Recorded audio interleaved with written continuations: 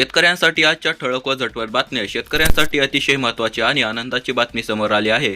सर्व काही बातम्या बघणार आहोत, त्यासाठी फक्त व्हिडिओला शेवटपर्यंत पाहत चला आणि चॅनलला देखील नक्की सबस्क्राईब करून घ्या. पोलीस भरती गैरहजर उमेदवारांना पुन्हा संधी मिळणार. पोलीस अधीक्षकांचा निर्णय. 4 आणि 5 मार्चला उपस्थित राहण्याचे आवाहन. इराण संकटामुळे खाद्यतेल खते मागण्याची शक्यता.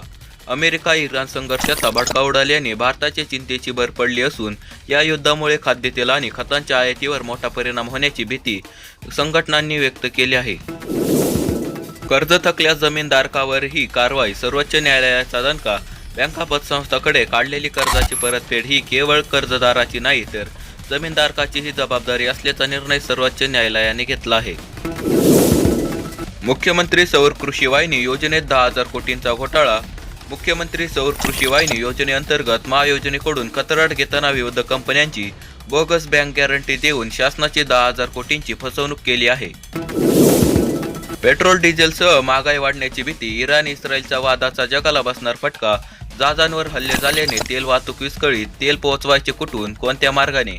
कच्चे तेल 10% मागणार आहे. लाडकी बहीण योजनेच्या अपात्र महिलांना पुन्हा केवायसी करण्याची संधी मिळाली आहे. मुख्यमंत्री माझी लाडकी बहीण योजनेअंतर्गत तांत्रिक चुकांमुळे लाभापासून वंचित राहिलेल्या महिलांसाठी प्रशासनाने 31 मार्चपर्यंत पुन्हा केवायसी करण्याची अंतिम संधी उपलब्ध करून दिली आहे. भारत आणखी एका युद्धाची तयारी करीत आहे असा दावा पाकिस्तानचे राष्ट्रपती आसिफ अली झरदारी यांनी मंगळवारी पाकिस्तानच्या संसदेच्या दोन्ही सभागृहात संयुक्त अधिवेशनादरम्यान केला आहे. कांद्याने आणले डोळ्यात पाणी. रात्रंदिवस काबाड कष्ट करून शेतात पिकवलेल्या सोन्यासारख्या कांद्याला मातीमोल भाव मिळत असल्याने बळीराजा पुन्हा एकदा संकटात सापडला आहे. रामफळाला बाजारपेठ, पण लागवडीकडे मात्र दुर्लक्ष. कोरडवाहू फळ पिकांच्या जाती नामशेष होण्याच्या मार्गावर. शेतकऱ्यांनी पुढाकार घ्यावा. CCIची 5 लाख क्विंटल कापूस खरेदी. भाव वाढणार का? 15 मार्चपर्यंत खरेदीला मुदतवाढ. नोंदणी 54,000 शेतकऱ्यांनी केली, मात्र खरेदी 23,000 जणांचीच झाली आहे. मुदत संपलेल्या 22 बसगाड्या भंगारात. नवीन 14 बसगाड्या दाखल. नंदुरबार आगाराच्या पाठीपुराव्याला यश. प्रवाशांसाठी वाढीव शिवाई बसही दाखल. आगारात 13 नवीन बसगाड्या दाखल करण्यात आल्या असून नंदुरबार आगाराच्या एकूण 113 बसगाड्या सध्या आहेत.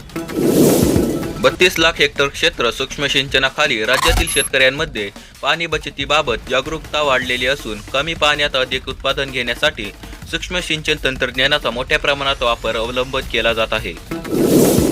जिल्हा शिक्षण मंडळाच्या अध्यक्षपदी सुनेत्रा पवार. 85 वर्षात पहिल्यांदाच महिला अध्यक्ष. पुणे जिल्हा शिक्षण मंडळाच्या अध्यक्षपदी उपमुख्यमंत्री सुनेत्रा अजित पवार यांची सर्वानुमते निवड करण्यात आली आहे.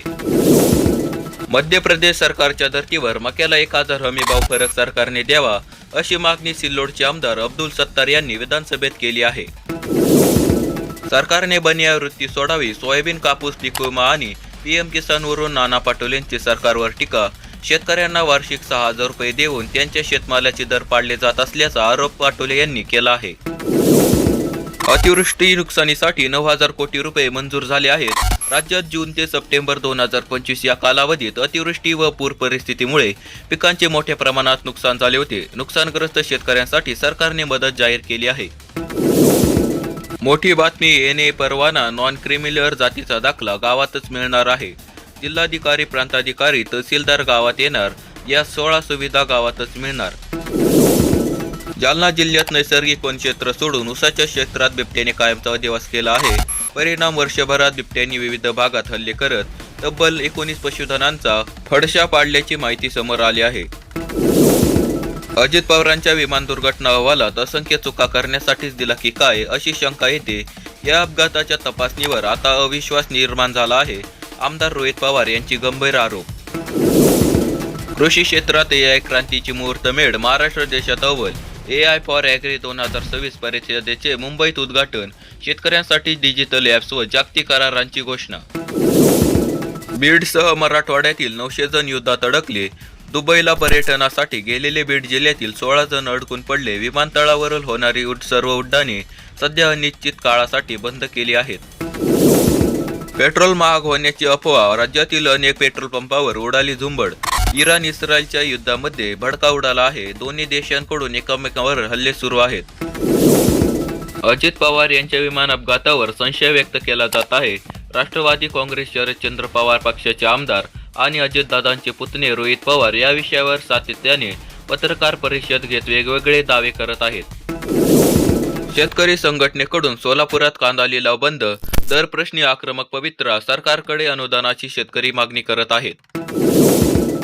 सूक्ष्म सिंचनासाठी पोखरातून 50,000 शेतकऱ्यांना अनुदान, ठिबकसाठी अनुदान मिळणे अधिक सुलभ झाले आहे. पहिल्या टप्प्यात 18,000 शेतकऱ्यांना 90 कोटी रुपयांचे अनुदान पोखराकडून अदा होईल.